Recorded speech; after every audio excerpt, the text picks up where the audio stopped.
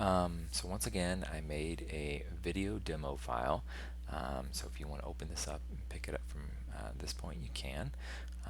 So this is brace surface match to scan video demo. Okay, close that down.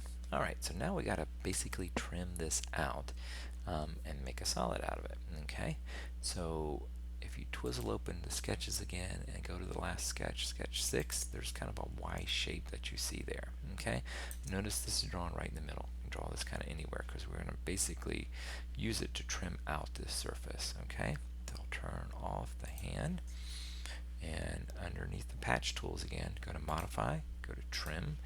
I pick that patch, I pick that surface. Notice it kind of projects it out, and then I need to come out here and say I want to get rid of that. And there we go.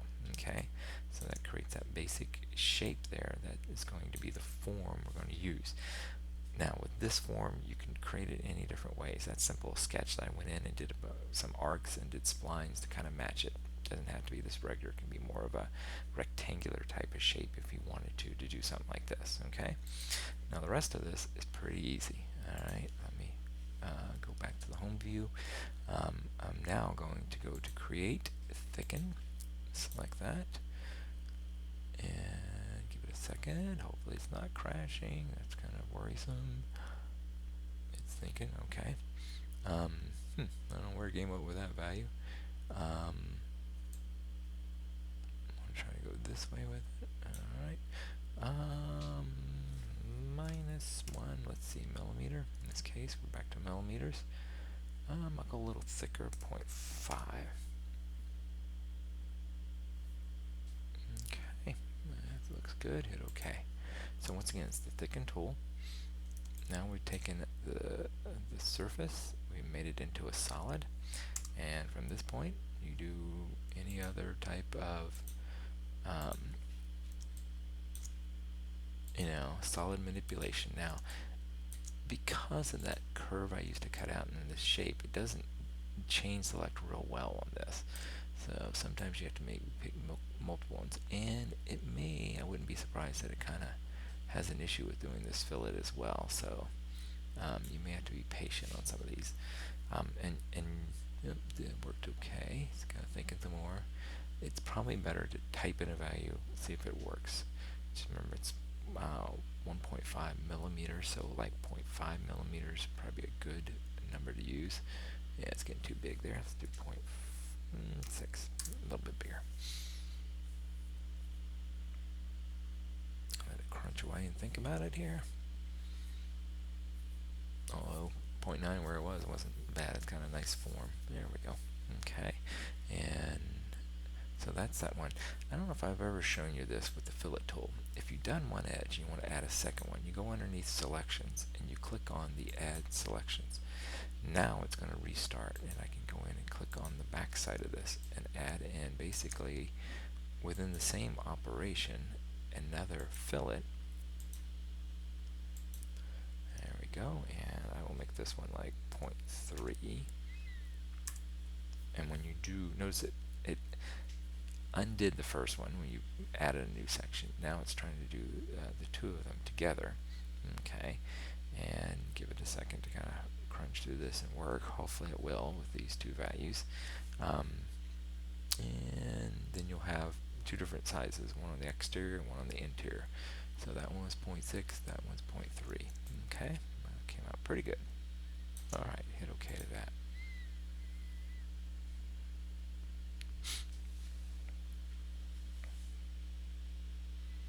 And it's thinking. Alright, so once again, this is a great way to make a form that really kind of matches, the geometry and all. And I wanted to show you a plugin. Let's see if I can do this now. How it's going to work on this. Oh well, we'll try. So one of the plugins, if you go to File, and it's called Scripts and Add-ins, okay, and it should already be turned on. If you go to Add-ins, you can see it at the bottom there. This one, Volrolo, okay. It should already be running. It's like it's already added in.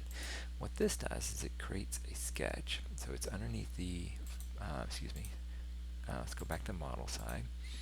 Underneath create, okay, and there's the roll null sketch generator. You basically pick a reference plane. Actually, you don't. Now, this is the strange part. You just go ahead and say, now the pattern height and width. Let's see what we get with this. That's kind of big. But good thing is we can shrink it down.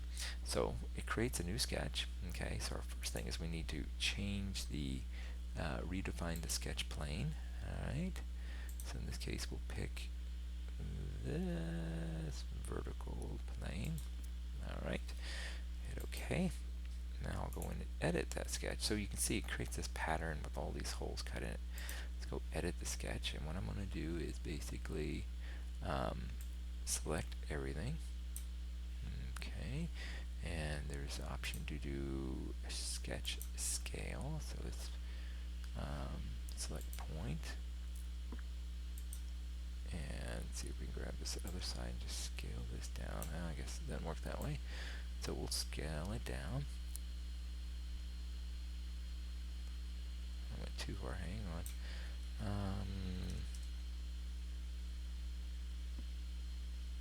Okay, I'll stick with that right now. And then what I'll do is a big bounding box and right mouse click and say I want to move. Alright, and I'll just move this up into this area right here. Okay, so I'm going to try to do an interesting pattern with this. I'll go with that. Okay, and we're could stop the sketch. So so it does this neat pattern. You can play with the seeds and do all kinds of other different shape.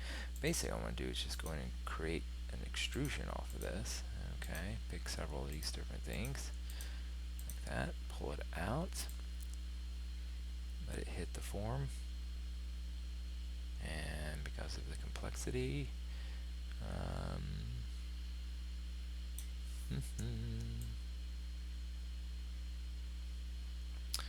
so some of this is, cutting through. Don't like that, but I'll go ahead and just use it as a quick example. Another thing, there's a lot of complexity. There we go. Okay, so you can definitely add in like a pattern to that, to your shape. This is where the artistic part comes in. Maybe there's some kind of slotted lines you want to do on your form. You have an overall shape. Shin guards, you see a lot of that examples where students use the scan data, build a rough overall shape that it's this solid technique that I showed you, from a loft to a thicken and a cutout shape, and then go back in and create on a sketch a pattern and then use it to cut holes in it like this that you see there. Okay, so that's kind of the artistic version of this that I'm kind of thinking of something you can do with it. Alright, definitely not with holes like that, but just wanted to show you that neat plug-in there that's available for you to generate something like that if you wanted to.